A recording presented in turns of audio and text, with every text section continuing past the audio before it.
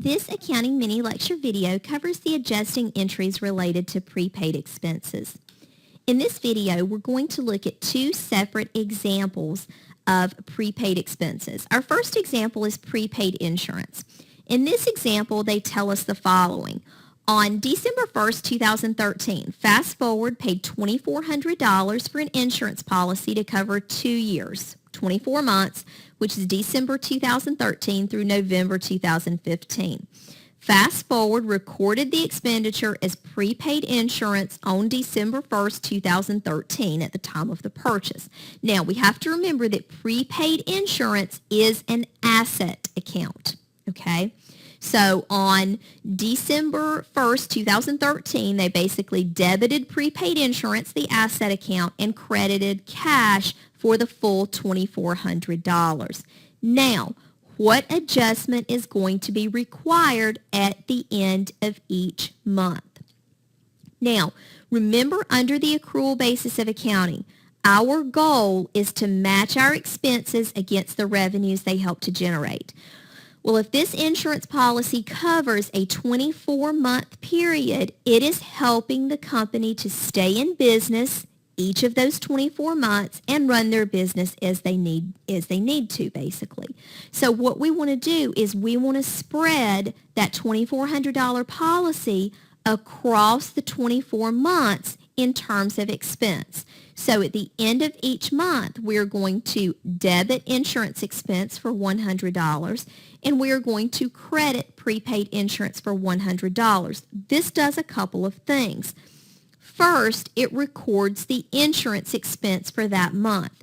Therefore, we have matched that expense with the revenues that are generated during that month. The second thing that happens is we're reducing the balance of the prepaid insurance account. Remember, again, prepaid insurance is an asset account, so a credit entry will decrease the balance. So let's think about what the balance will look like in this prepaid insurance account. Initially, we recorded $2,400. Now we're reducing it by $100.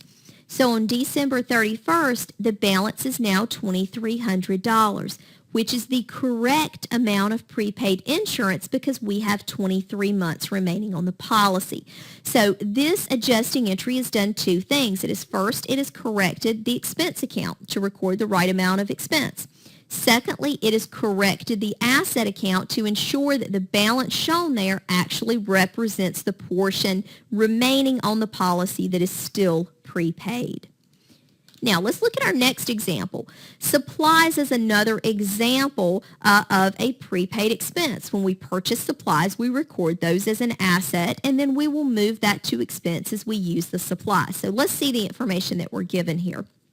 During 2013, Fast Forward purchased $9,720 of supplies. They recorded the expenditures in the asset account supplies. On December 31st, 2013, basically the end of the year, a count of the supplies indicated 8,670 were still on hand, meaning that $1,050 worth of supplies must have been used during the period. So what is our adjusting entry going to be related to these supplies? Simply, we're going to debit supplies expense for $1,050, and we are going to credit the supplies account for $1,050.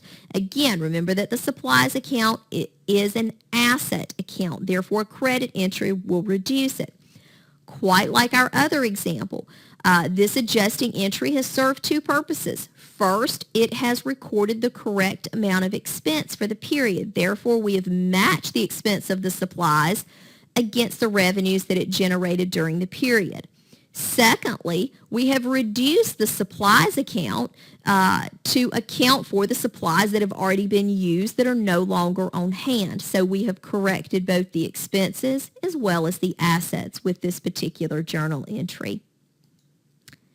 Thank you for watching this mini lecture on prepaid expenses.